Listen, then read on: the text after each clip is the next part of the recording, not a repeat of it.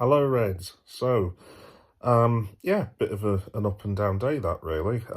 We've just managed to lose again to Brighton after being 2-1 up with 20 minutes to go, which is great, awesome. So we've just taken 1 point out of 9. Like I said on the short and match report, um, look, it doesn't matter at all, basically. I mean, I've heard this nonsense about points totals and this, that, and the other, and oh, you've got to get over 90 points to be really, really considered a great of the prep. I couldn't care less at all, quite honestly.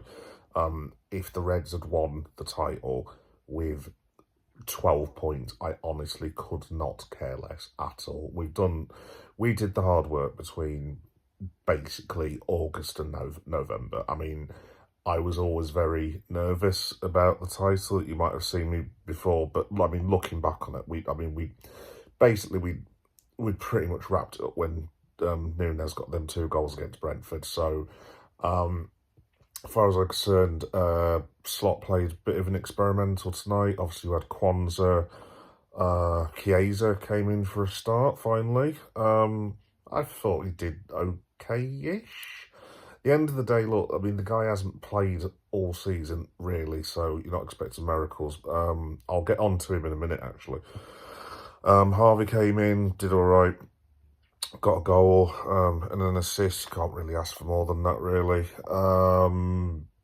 Slobo did all right, and then after about the hour mark, I mean, Slot brought on Endo, Curtis Jones, couple of deals. Darwin came on. I think one of the other lads came on as well.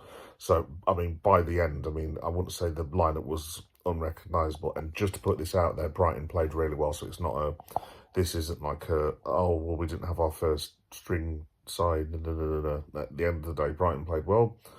Fair play to them, deserved to win the match. Hope they get European qualification because they're a really good football club, good fan base. So yeah, no complaints whatsoever.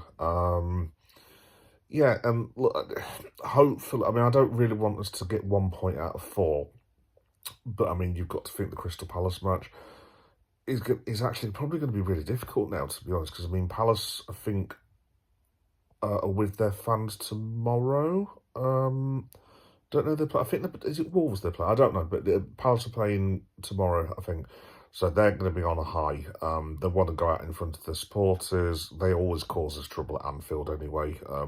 I mean, they managed to ruin Steven Gerrard's last ever appearance for Liverpool. They've done us 2 or 3 times at Anfield in the last 15. I mean, we've had a fair few problems with Palace over the years. Hopefully we can get the win. But look, at the end of the day, the most important thing is the Virgil Trophy lift, as far as I'm concerned.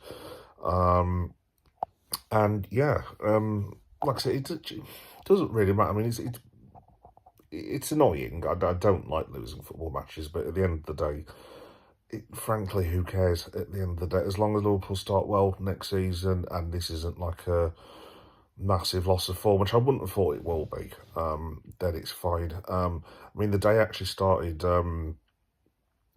really, really well because, I mean, we had news yesterday of Frimpong getting his medical done. I think the second part is done now, so they're probably just, I would imagine that I would have thought that they'll announce his signing the day after the parade, would be my guess, because I think there's something weird with the transfer window whereby it opens for like a set time before the Club World Cup Championship, possibly. I don't know, I'll have to look into that, but I mean, obviously the window's going to open for most of the summer. I mean, presumably after that tournament, I don't know, but so yeah, they've got Frimpong boxed off. The main news was the Kerkez thing. So from what I understand, Milos Kerkez is in negotiations with Liverpool. Romano reported it. I haven't heard it from... You've heard it from quite a few different people, but not the main people just yet. I mean, once it's the Romano, Joyce and Ornstein hat-trick, then I'll be fully on board. But it's a bit weird because Kerkez doesn't seem to be making a great deal of attempt to hide what's going on because he keeps liking all these Liverpool posts. I mean, I think he's liked about 10, 15 of our posts. So that in this very strange modern era of buying and selling players seems to basically mean that they're going to sign. But yeah, obviously we haven't had confirmation. But really excited about next season. I mean, fullback wise, I mean, just those two signings. I mean, the strength and depth it gives us in certain positions is absolutely amazing now. Because I mean, you've got. I would have thought Costas will leave, obviously, but I mean, at the moment, you've got potentially Kerkez, Andy Robertson, and Kostas Tsimikas. I mean, you could rotate Robbo and Kerkez if you wanted to. Other side, you've got Frimpong and Bradley, and depending on what Joe Gomez does, you've even got a backup for the backup. Whether Owen Beck's going to come back, I don't know. I mean, I think he's done all right at Blackburn, but we'll have to wait and see. But you're talking potentially we've got several fullbacks, plus the options that you've got now. I mean, you can push Frimpong into midfield or up front as well if you want him and Bradley in. Like I said, you can have Robbo for, I don't know, maybe you play Robbo in the European Cup, you play him in all 10 games, maybe Kerkez is your league player.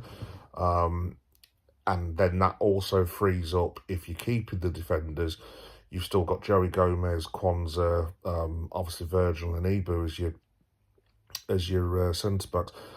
Maybe even Nallo as well. I mean, personally, I'd like another centre-back. I mean, I was a bit gutted about Huyson, but obviously he's not going to turn down Madrid.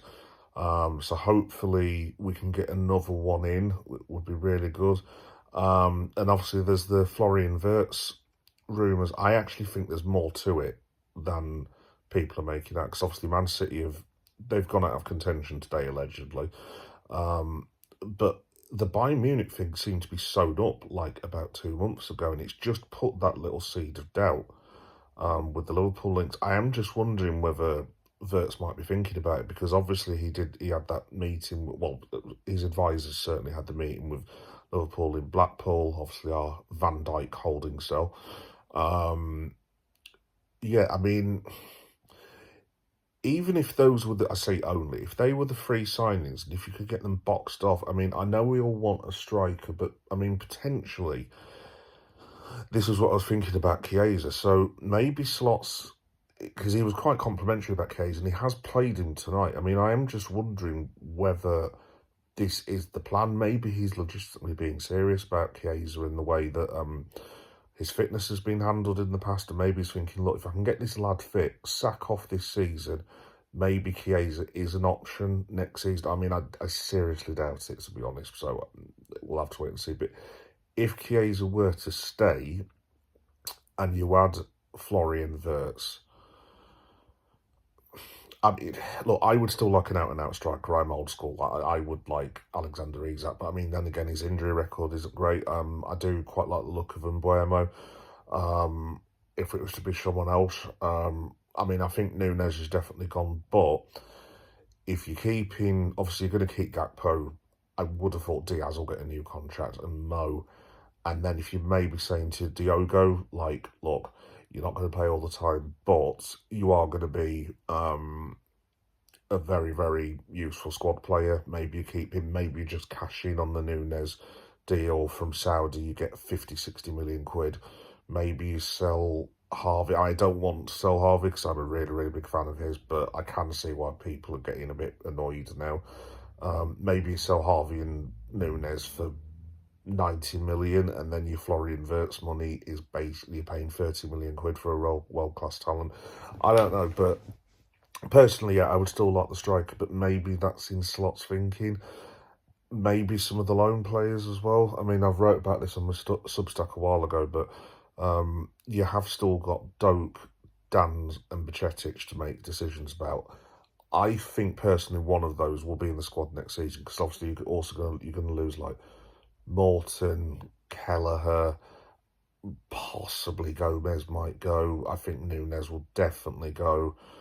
Maybe Endo goes. So the squad's going to need refreshing either way. Maybe one of Dan's or Doak comes in. Maybe they're your 6 option with Kerkez.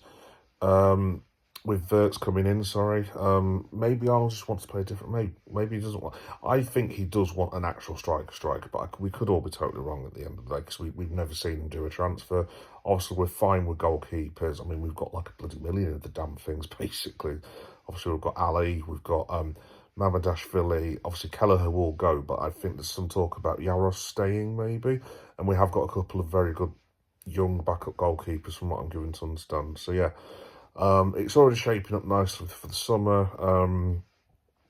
It's a bit rubbish losing football games, obviously, but like I said, I can't honestly sit, like I said in my short while ago, I can't really sit here and say I'm bothered at all, quite honestly. Yeah, that's all I wanted to say, really. Just to say, those of you who are watching, like I said, on my channel, I am going to the parade with a certain brother of mine on this time next week. Yeah, so just keep an eye out on the channel. There's going to be loads of shorts. There's probably going to be 2 or 3 vlogs. I'll probably do a travel vlog, a vlog of the day, and then any weird and wacky stuff we get into while we're in Liverpool. And literally 2 days later, I switch from Liverpool to London, and I will be going to see the mighty. Let me get my train out. Those boys, the mighty Ghana, playing Nigeria. Now, for those of you who don't know anything about that sort of thing, Ghana, Nigeria is basically England, Scotland, only much worse. So, hopefully I get out the Brentford Community Stadium alive, fingers crossed. No, I'm sure it'll be absolutely fine. It'll be really good. Looking forward to that. And then I'll be doing some stuff in and around London as well. The day after, which I will tell you about later. So yeah, thanks everyone for watching. The Reds are still champions. Life's still great. Campione, campione, ole, ole, ole. And I will see you guys next Monday. Bye-bye.